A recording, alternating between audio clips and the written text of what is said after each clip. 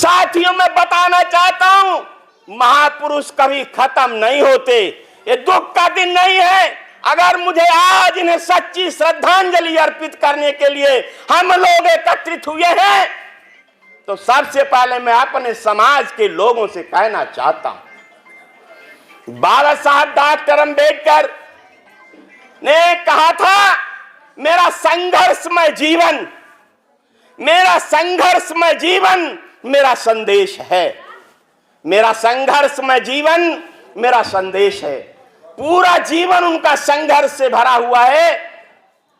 इसलिए मैं अपने समाज के लोगों से कहना चाहता हूं, ए मेरे समाज के लोगों, इस नालायक समाज को लायक बनाने के लिए बाबा साहब डॉक्टर अंबेडकर ने, मानवर कांशीराम साहब ने अपना पूरा जीवन निछावर कर दिया। पूरा जीवन निछावर कर दिया। ए मेरे समाज के लोगों, ए मेरे बिहार प्रदेश के 69 लाख समाज के लोगों, मैं आपसे अपील करना चाहता हूं, जब यहां हम चुनाव लड़ते हैं, पूरे प्रदेश में मुझे 8 लाख वोट मिल रहा है। ए मेरे लोगों, बाबा साहब डॉक्टर अंबेडकर ने कहा था, खासकर जिस चमार समाज में मैं पैदा हुआ हूं, मैं अपने समाज के लोगों से कहना चाहता हूं, ए मेरे लोगों, आप वोट के लालच में बिक गए। सभी लोग नहीं बिके।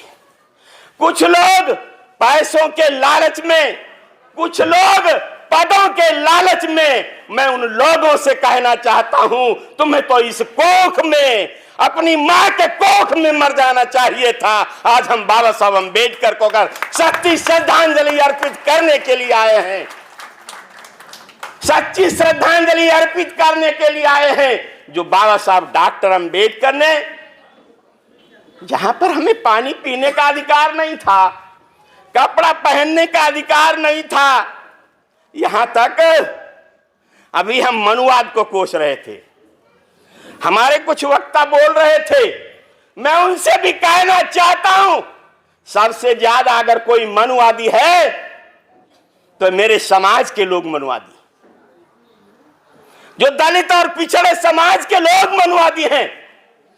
किसी अच्छे व्यक्ति के घर में जाइए और जिसके पैर में चप्पल नहीं होगा, पैर में बिवाई फटी होगी, शायद अगर उसके लिए वो चाय लेकर के आएंगे तो कराकरी भी ढूंढने का काम करेंगे।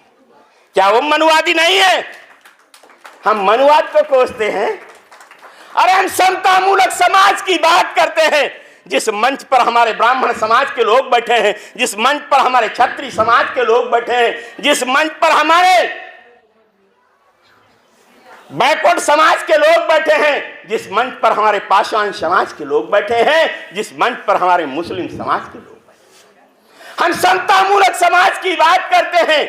बाबा साहब अंबेडकर का जो आखिरी मूल मंत्र है, बाबा साहब डॉक्टर अंबेडकर जब भारत का संविधान लिख रहे थे, भारत का संविधान लिखते वक्त बाबा साहब अंबेडकर से लोगों ने कहा, सिख समाज के लोगों ने कहा कि वाहे गुरु से शुरू किया जाए, तो मुस्लिम समाज के लोगों ने कहा अस्सलाम वालेकुम से शुरू किया जाए, तो ईसाइयों ने अपनी बात कही। धन्य है बाबा साहब डॉक्टर अंबेडकर। हिंदुओं ने कहा ओम से शुरुआत की जाए, लेकिन धन्य है बाबा साहब डॉक्टर अंबेडकर। बाबा साहब अंबेडकर ने जब भारत के संविधान की प्रस्तावना लिखी, प्रस्तावना में उन्होंने लिखा पीपल ऑफ इंडिया, हम समस्त भारतवासी। धन्य है बाबा साहब अंबेडकर, जिन्होंने सबको सम्मान देने का काम किया, अनेकता में एकता भरने का काम किया। उस महापुरुष के श्रद्धांजलि के लिए हम लोग आए हैं। आज हम वोट की बात नहीं करते, लेकिन अपने समाज के लोगों को मैं जागरूक करना चाहता हूं। समय नहीं है, मैं जागरूक करना चाहता हूं, खासकर ये मेरे समाज के लोगों, जिस जाटो समाज में मैं पैदा हुआ हूं। मैं उत्तर प्रदेश की धरती से आया। उत्तर प्रदेश के अंदर विधानसभा में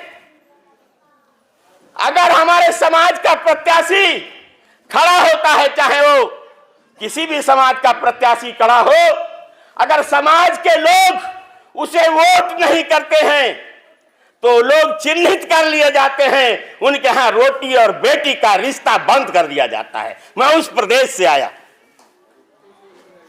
वे मेरे लोगों, आप पैसों पर बिकने का काम करते हैं, आप पद के लालच में बिकने का काम करते हैं।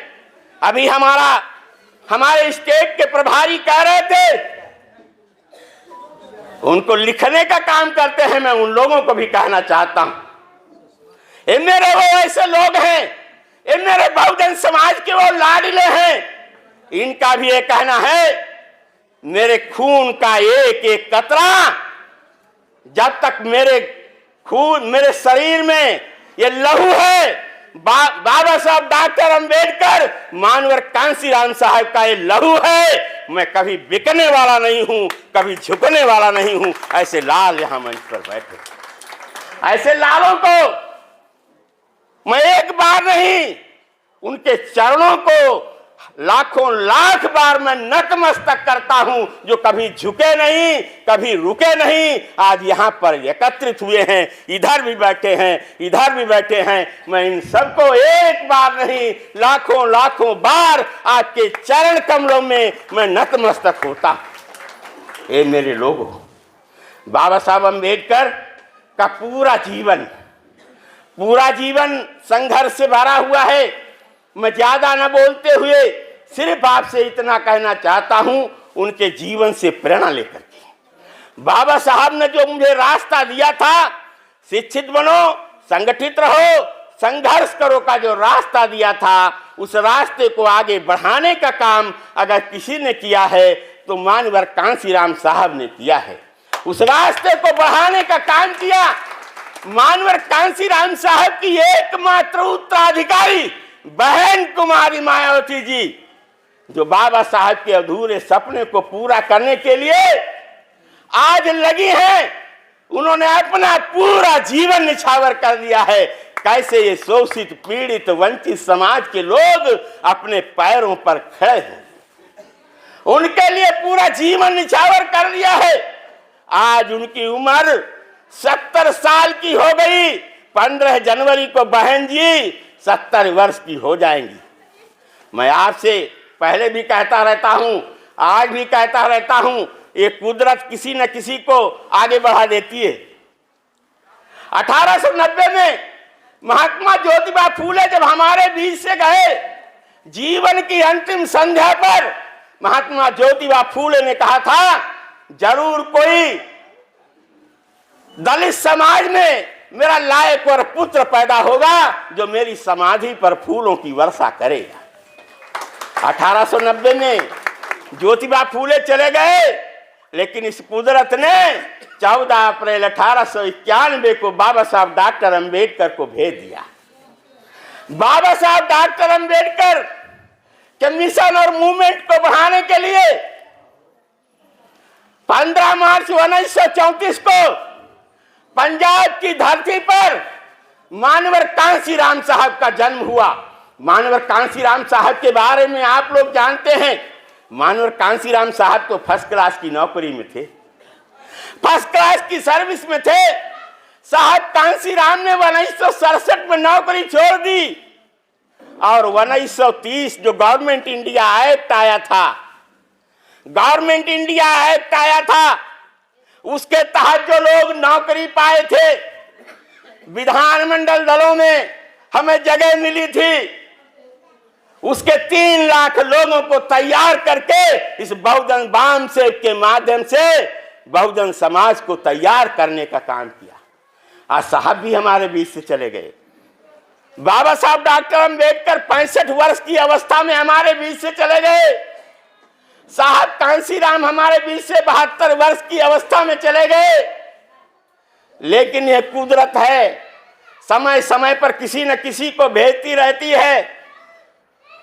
6 दिसंबर 1956 को बाबा साहब अंबेडकर हमारे बीच से चले गए, लेकिन कुदरत ने 15 जनवरी 1956 को बहन कुमारी मायावती जी को भेज दिया।